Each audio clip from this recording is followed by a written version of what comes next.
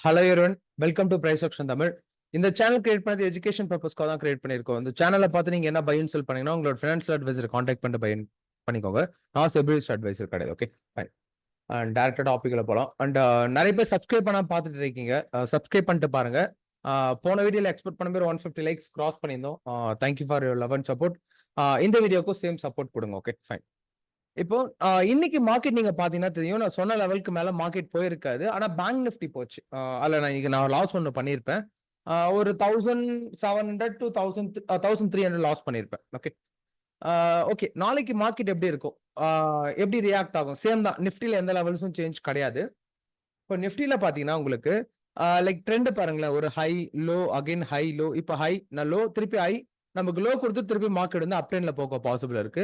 24,745. ஓகேங்களா? நான் நேற்று சொன்ன சேம் கான்செப்ட் தான் இன்னைக்குமே சொல்றேன். மார்க்கெட் வந்து டைரக்டா பிரேக் அவுட். இப்போ நான் இன்னைக்கு ஒரு மிஸ்டேக் பண்ணா செல் என்ட்ரி எடுத்துக்க கூடாது. செல் என்ட்ரி எடுத்துக்க கூடாதுன்னா மார்க்கெட் வந்து பாத்தீங்கன்னா ட்ரெண்ட் பாருங்களேன். ட்ரெண்ட் வந்து அப் ட்ரெண்ட்ல இருக்கு. அப்ப ரெசிஸ்டன்ட் கிட்ட வரும்போது நம்ம செல் என்ட்ரி எடுக்கக்கூடாது. இது வந்து நான் பண்ண மிஸ்டேக். இது நான் நிறைய வாட்டி பண்ணியிருக்கேன். அது வந்து கொஞ்சம் கரெக்ட் பண்ணிக்கணும் என்னோட சைட்ல இருந்தும். ஓகே. மார்க்கெட் வந்து பாத்தீங்கன்னா நாளைக்கு மார்க்கெட் எப்படி ரியாக்ட் ஆகும்னா, லைக் ஒரு பிரேக் அவுட் நடந்திருக்குங்களா, பிரேக் அவுட் நடந்துட்டு அதுக்கப்புறம் சப்போர்ட். ஓகேங்களா? இந்த ரேஞ்சில சப்போர்ட் ஆக்ட் ஆகுது. இங்க வந்து நமக்கு ரிவர்சல் பாசிபிள். ஓகே. இப்போ ஓப்பன் மார்க்கெட் நல்லா நோட் பண்ணிக்கோங்க. இதுல வந்து ஒரு சின்ன கான்செப்ட் என்னன்னா, நமக்கு ஓப்பன் மார்க்கெட்ல நல்லா ஃபாஸ்டா ஃபால் ஆகுதுன்னா ரியாக்ட் ஆகாது.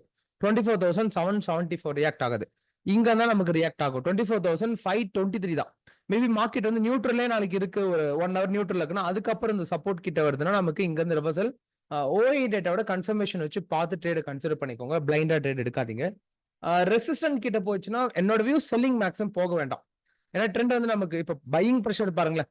பையிங் ப்ரெஷர் ஸ்ட்ராங்கா இருக்கு, செல்லிங் ப்ரெஷர் லைட்டா தான் இருக்கு. அதே போல பையிங் ப்ரெஷர் ஸ்ட்ராங்கா இருக்கு, செல்லிங் ப்ரெஷர் லைக் நார்மலா தான் இருக்கு. அப்ப நம்ம என்ன பண்ணலாம், இதுக்கப்புறம் பையிங்ல ஃபோக்கஸ் பண்ணணும், வெயிட் பண்ணலாம். இன்ஸ்டிடியூஷன் இன்னைக்கு எவ்வளவு பை பண்ணாங்கன்னு தெரியல. நான் செக் பண்ணி உங்களுக்கு அப்டேட் பண்றேன். ஓகே, இது நிஃப்டி லெவல்ஸ். அதுக்கப்புறம் பேங்க் நிஃப்டி லெவல்ஸ் பார்க்கலாம்.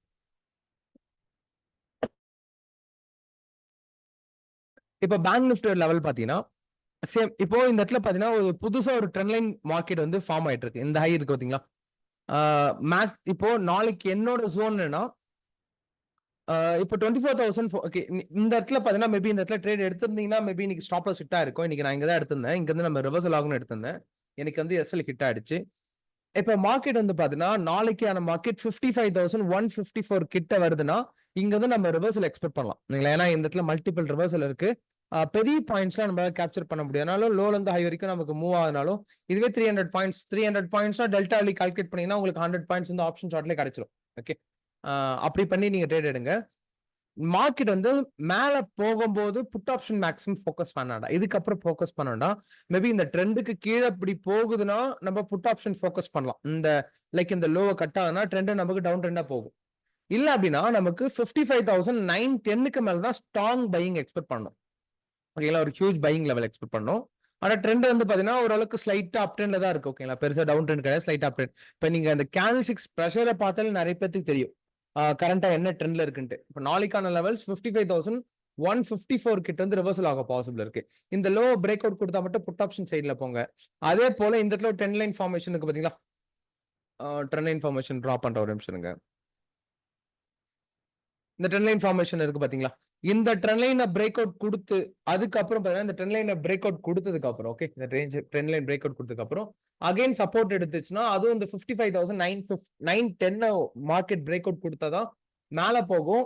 அது வரைக்குமே பாத்தீங்கன்னா மார்க்கெட் வந்து ஒரு கன்சால்டேஷன்ல தான் இருக்கும். ஓகேங்களா? இந்த லெவல் உங்களுக்கு புரிஞ்சிருக்கும்னு நினைக்கிறேன். ஓகே, 55,154 சப்போர்ட் ஆக்ட் ஆகும். அதை பிரேக் அவுட் கொடுத்தோம்னா நம்ம புட் ஆப்ஷன் போகலாம். 54,841 வரைக்குமே மார்க்கெட் வந்து ஈஸியா டிராப் ஆயிடும். இப்ப மேல போகுதுன்னா லைக் புட் ஆப்ஷன் எடுக்காதீங்க. லைக் இப்படி மேல வந்து போகுதுன்னா புட் ஆப்ஷன்ல ஃபோக்கஸ் பண்ணாதீங்க. டிராப் ஆகட்டும், கால் ஆப்ஷன்ல ஃபோக்கஸ் பண்ணி எடுத்துக்கலாம். ஓகேங்களா?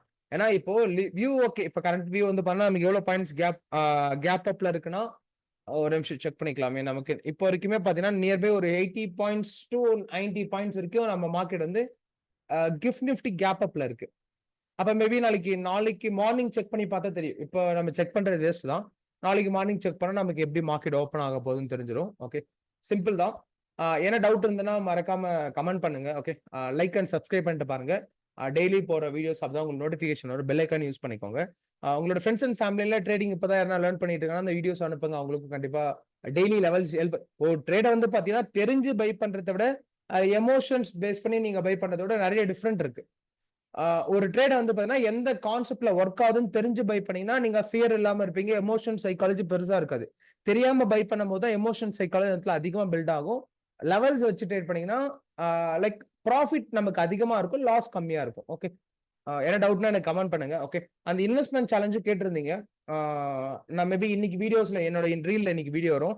அதுல ஒரு நம்பர் கொடுத்துருக்கேன்.